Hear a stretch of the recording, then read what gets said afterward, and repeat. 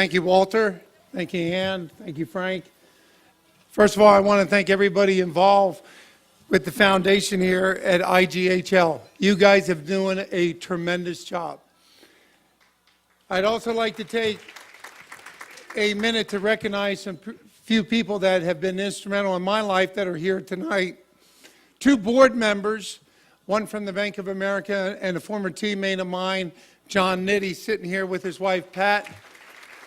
Board member for a long time, John DeFranza. And of course, they always say, behind every good man is a good woman that really, she sticks by you. She understands you. She rides you. When you're not home to do the yard work, she reminds you.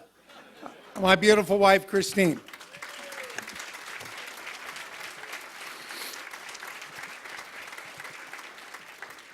I stand here today not just representing myself, because it's a very humble position for me, but representing everybody from the foundation. 30 years ago, when we started the foundation, there was only 6 individuals sitting around a table. We all had a dream. We didn't have much money. Matter of fact, we didn't have any money. We just had the determination to help terminally ill children and children that were suffering from a chronic life-threatening illness. My wish was to take their greatest wish in life and make it become a reality. Give them an opportunity to feel important. Every day that John and I ran out onto the football field, whether you were winning or losing, and they started to chant JETS, or they started to chant your name, you know what? You felt important. And for these individuals that for some reason God had given them an illness that was going to take them away before they had an opportunity to live a full life, I wanted to take that moment and make it special for them. And I'll never forget, in 1982, I told a reporter, not knowing at the age of 25, I said, the more you do for others, the more you realize who you are, the more you realize what you're capable of doing. 30 years later, I had to shave the beard, I lost the hair, but we're still carrying on our mission. We now operate in 13 states, and we've sponsored over 6,000 youngsters.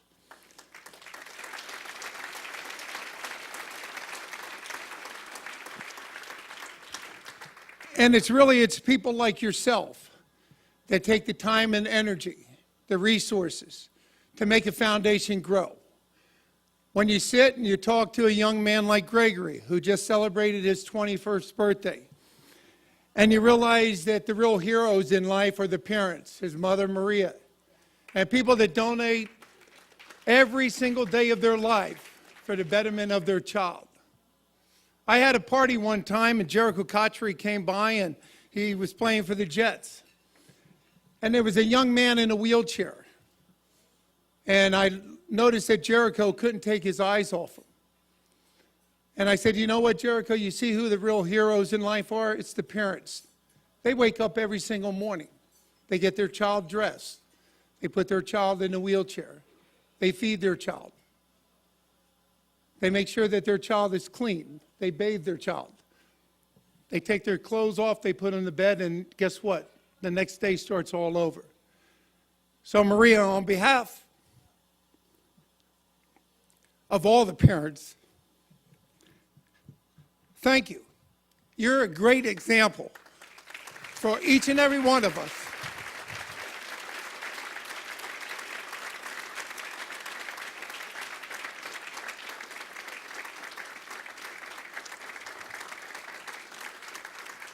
As you go through life, if you take time to listen, you can always learn. I always tell the kids that I talk to today, talk to teach, listen to learn. Don't be afraid to learn. Wisdom and knowledge is something that continues to grow until the day you die. It continues to speak volume about the person you are, the way you live your life. Our very first child that we sponsored passed away 2 weeks before he had his wish fulfilled. I went to the wake, I met with his father, and his father at that time asked me, how long do you plan to operate this foundation? The foundation at that time was roughly about 6 months old.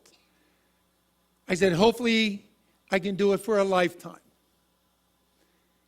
He said, if you can do it from the heart and you believe in it, it'll always work. Don't do it for the awards. Don't do it for the publicity. Do it because it makes a difference.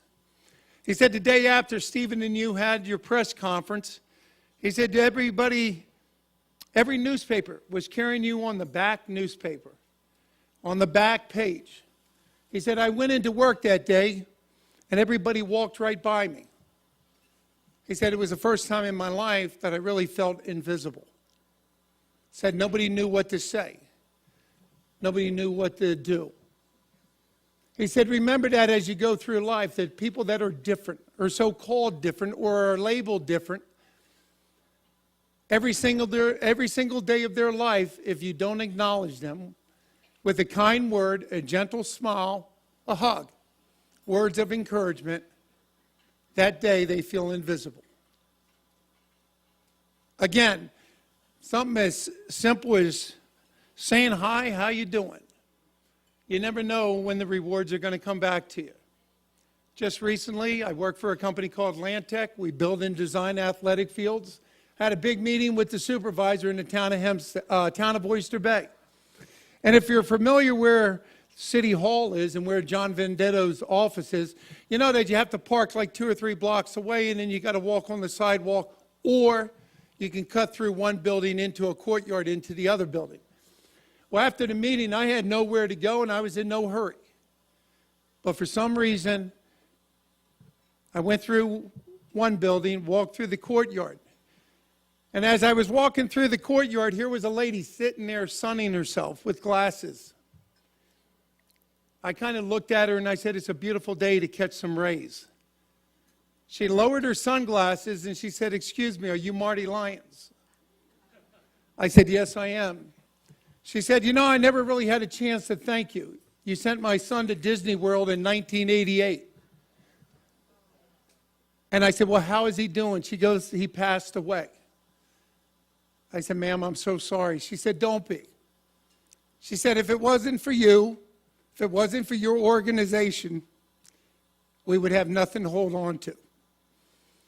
I got back to the car, and Eddie Ryan, one of the owners, looked at me and he says, that is amazing. Does that happen to you often? And I looked at him and I said, Eddie, you know what? What even made us walk that way? See, sometime in life, God's going to confront you with a very difficult decision. Hopefully, we make the right decisions. And when you think you can do no more, God's going to put you in a place to make you gain strength. Here was a lady that was thanking me for helping her child some 20 years ago. And it all started with a kind word of, hey, it's a beautiful day to catch some rays. We should enjoy life.